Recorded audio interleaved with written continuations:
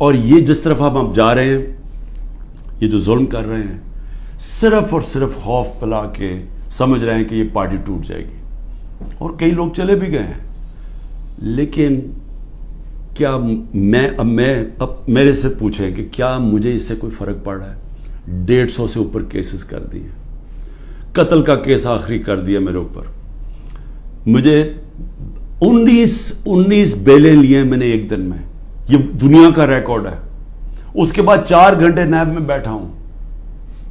4 گھنٹے نیب نے میرے سے وہ جو سوال پوچھے، میں چیلنج کرتا ہوں کہ کسی عدالت کے اندر کبھی بھی یہ کیس کی کوئی اہمیت ہو جائے. کوئی کیس ہی نہیں ہے، کیبنٹ کا فیصلہ ہے، ساری کیبنٹ نے فیصلہ کیا. اب یہ دکھانا تھا کہ مجھے اس سے کوئی ذاتی فائدہ ہوا. کیا القاعدہ جو پہلا بن چکی تھی، شروع ہو گئی تھی یونیورسٹی، کیا وہ ایک ٹرسٹ ہے؟ وہاں غریب گھرانوں کے بچوں کو مفت تعلیم مل رہی ہے سیرت نبی پہ اور یہ جو ٹیکنالوجی کے اوپر. وہ ٹرسٹ ہے جس طرح شوکت خانم ہے. مجھے اس سے کیا فائدہ ہے؟ 1 روپیہ نہیں دکھا سکتے مجھے کیا فائدہ ہو. نہ ہی ہو کسی ٹرسٹ سے کسی کو فائدہ نہیں ہو سکتا. ٹرسٹ ڈیڈ میں لکھا ہوا ہے. تو وہ کیسز بھی ہیں، قتل کا کیس بھی ہے، ہر روز کوئی نئے کیس آ جاتا ہے. عدالتوں کے میں چکر مار رہا ہوں، لیکن مجھے اس سے کوئی فرق نہیں پڑتا. میں ہر عدالت میں جاتا ہوں، ہر کیس میں جاتا ہوں، یہ بتانے کے لیے کہ میں قانون سے اوپر نہیں ہوں. جبکہ میرے اوپر یہ جان کے کیا جا رہا ہے، یہ مجھے خوف دلانے کے لیے کیا جا رہا ہے. میں یہ آج کہنا چاہتا ہوں کہ یا اس سے یہ سارے کیسز کریں، اور اس کیسز میں کیونکہ کسی عدالت میں کوئی سزا نہیں ہو سکتی، ملٹری کورٹس سیٹ اپ کیے ہیں، اپروور ڈھونڈے جا رہے ہیں جو کہ جی عمران خان نے ہمیں کہا تھا کہ وہ کور کمانڈر کا گھر جلاؤ. یہ کہیں گے ان میں سے کوئی اپروور آ جائیں گے، مجھے ملٹری کورٹ میں لے جائیں گے، سزا ہو جائے گی. مجھے کوئی فرق نہیں پڑے گا. جو آدمی ایک مشن، جو 22 سال سٹرگل کر کے، جو اگر جس کے پاس سب کچھ تھا، کوئی ضرورت نہیں تھی 22 سال سٹرگل کرنے کی، اگر وہ آج 27 سال کے بعد اگر کسی کا خیال ہے کہ میں جیل سے ڈر جاؤں گا، یا جو بھی ہے جو 2.5 قاتلانے دو میرے اوپر حملے ہو چکے ہیں قتل کرنے کے لیے، ایک مجھے وقت پہ پتہ چل گیا تو میں نے ٹی وی پہ بتا دیا کہ کیا کرنے جا رہے تھے.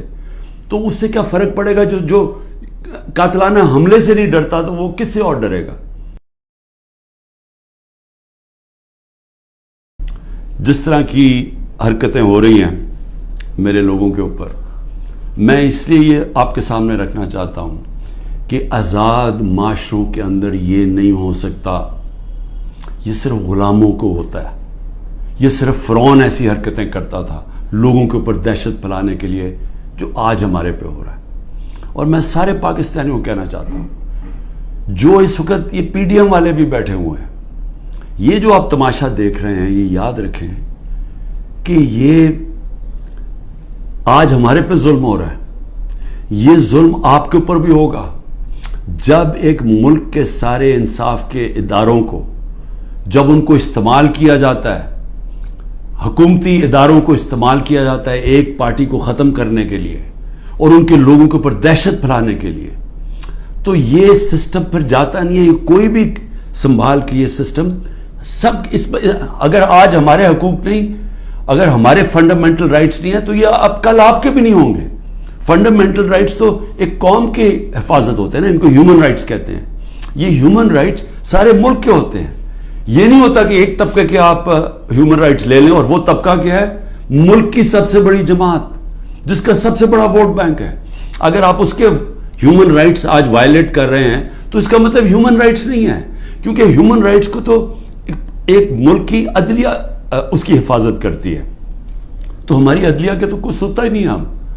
ہماری عدلیہ نے تو سپریم کورٹ کہتا ہے الیکشنز ہوں گے 14 مئی کو آئین کے مطابق، گورنمنٹ پرواہی نہیں کرتی. تو گورنمنٹ آگے کیوں الیکشن؟ یعنی یہ تو اس کا مطلب کہ اس وقت طاقت کی حکمرانی آ گئی، کیونکہ جب آپ آئین سے باہر نکل گئے تو قانون سے باہر نکل گئے، اس کے مطلب جو طاقتور چاہے وہ کرے گا. تو یہ سارے ملک کو افیکٹ کرے گا. یہ تباہی سارے ملک پہ آ رہی ہے.